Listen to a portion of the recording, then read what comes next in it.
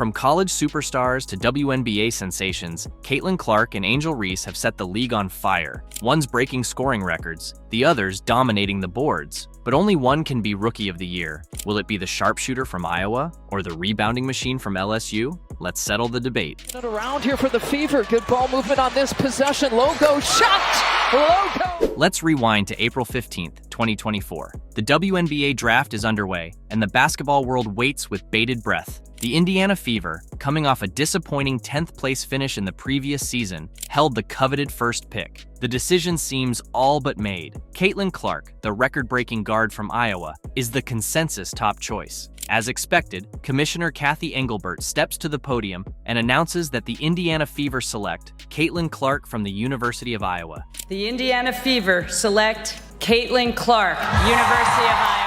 But as the draft progresses, another familiar name catches everyone's attention. Angel Reese, the dominant forward who led LSU to a national championship, waits patiently. Finally, with the 7th pick, the Chicago Sky make their move, selecting Reese and adding a potential franchise cornerstone to their roster. Little did we know that these two selections would set the stage for one of the most compelling Rookie of the Year battles in WNBA history. We begin our tale with Caitlin Clark, the much-hyped guard out of Iowa. From the moment she stepped onto a WNBA court, it was clear that Clark was not your average rookie. Her ability to drain three-pointers from seemingly impossible distances had already made her a college basketball legend. Now, she was ready to prove herself at the highest level. Clark's debut on May 14th was a mixed bag. She showcased her scoring prowess with 20 points against the Connecticut Sun, but also set an unwanted record with 10 turnovers, the most ever in a WNBA debut. This game would prove to be an introduction to Clark's rookie season. Flashes of brilliance mixed with the growing pains of adapting to the pro game. As the season progressed, Clark found her rhythm. On May 28th, she exploded for a career-high 30 points against the Los Angeles Sparks. While the Fever lost the game, it was clear that they had found their offensive centerpiece. Clark was quickly becoming known for her deep three-pointers, pinpoint passing, and uncanny ability to create plays out of thin air. While Clark was lighting up scoreboards in Indiana, Angel Reese was making her presence felt in Chicago. The Sky had high hopes for their 7th overall pick, and Reese wasted no time in proving her worth. In her WNBA debut on May 15th, she posted a solid 12 points and 8 rebounds against the Dallas Wings. Reese knocks over Segrist off the glass. But it was Reese's rebounding prowess that truly set her apart. As June rolled around, she began a streak of double-doubles that would make even the most seasoned veterans take notice. On June 20th, Reese recorded her 7th consecutive double-double, setting a new record for WNBA rookies. But she wasn't done yet. Reese continued to dominate the boards, extending her streak to 10 games by the end of June. In doing so, she surpassed Candace Parker's record for the longest single-season double-double streak in WNBA history. It was becoming clear that Reese wasn't just a great rookie, she was already one of the league's elite rebounders. As we reached the midpoint of the season, both Clark and Reese had firmly established themselves as not just top rookies, but as legitimate WNBA stars. This was confirmed on July 2nd when both players were selected to participate in the WNBA All-Star Game. For Clark, the selection came with an additional honor. She received the most fan votes of any player in the league, a staggering 700,735 votes. Reese, too, had made her mark. Her selection to the All-Star team was a recognition of her consistent excellence and the impact she had made in such a short time. As both rookies prepared to showcase their skills alongside the league's best, the Rookie of the Year race was heating up. Just days after her All-Star selection, Caitlin Clark etched her name in the WNBA history books. On July 6th, in a game against the league-leading New York Liberty, Clark became the first rookie in WNBA history and the first Indiana Fever player ever to record a triple-double. Her stat line was impressive: 19 points, 12 rebounds, and 13 assists. Steals. And she'll take the first three-pointer and knock it down.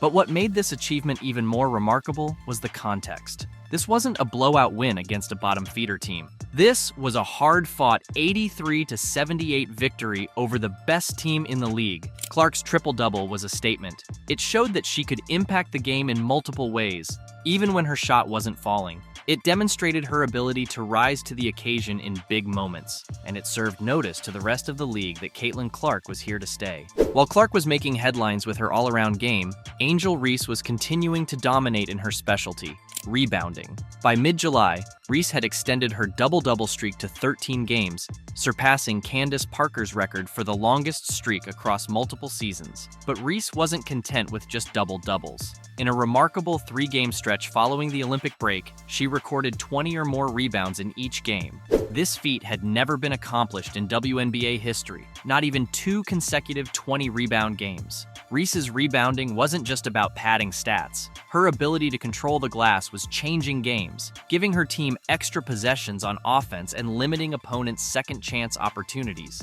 She was quickly earning a reputation as one of the most feared rebounders in the league, rookie or not. As we hit the halfway point of the season, it's time to take stock of our 2 rookie sensations. Both Clark and Reese have exceeded expectations, but in different ways. Caitlin Clark has been the offensive dynamo many expected her to be. She's 3rd in the league in assists, averaging 7.4 per game. 45 blocks last year, Clark for 3! Her ability to create for others has transformed the Fever's offense, turning a team that finished near the bottom of the standings last year into a playoff contender. However, Clark's transition hasn't been without challenges. Her shooting percentage, 39.3%, is significantly lower than her college average, and she leads the league in turnovers. These struggles are not uncommon for rookie guards, especially those asked to shoulder as much responsibility as Clark has. Angel Reese, on the other hand, has been a model of consistency. Her double-double streak has been the talk of the league, and her rebounding numbers are truly elite. As of the midseason mark, Reese leads all rookies in rebounds per game and is near the top in points per game as well. The main knock on Reese has been her efficiency. Shooting just 41% from the field, primarily on shots around the basket, indicates there's room for improvement in her offensive game. However, her ability to grab offensive rebounds often makes up for these misses. In the end, the Rookie of the Year award may come down to what voters value more: Clark's offensive fireworks and playmaking, or Reese's consistent production and rebounding dominance. It's a choice between flash and substance, between immediate impact and steady growth. Regardless of who wins the award, one thing is clear: the WNBA is in good hands with these 2 young stars. 3 takes the 2 and knocks it down. Clark and Reese have not only lived up to the hype surrounding their arrival in the league, but they've exceeded it. Their rookie seasons have been a joy to watch, and they've set the stage for what promises to be a bright future for women's basketball. As we look ahead to the playoffs and beyond, we can't help but feel excited about what's to come. The Clark versus Reese debate may be settled with the Rookie of the Year award, but their rivalry and their impact on the game is just beginning. The 2024 season has given us a glimpse of the future of the WNBA, and that future looks brighter than ever. But hey, that's just my take. Who do you think deserves the Rookie of the Year title? Clark with her sharpshooting and playmaking, or Reese with her dominant rebounding and consistent double-doubles? We want to hear your thoughts. If you enjoyed this deep dive, don't forget to hit that subscribe button. We're always breaking down the biggest stories and trends in the NBA, and you won't want to miss our future videos. And hey, while you're at it, smash that bell icon too.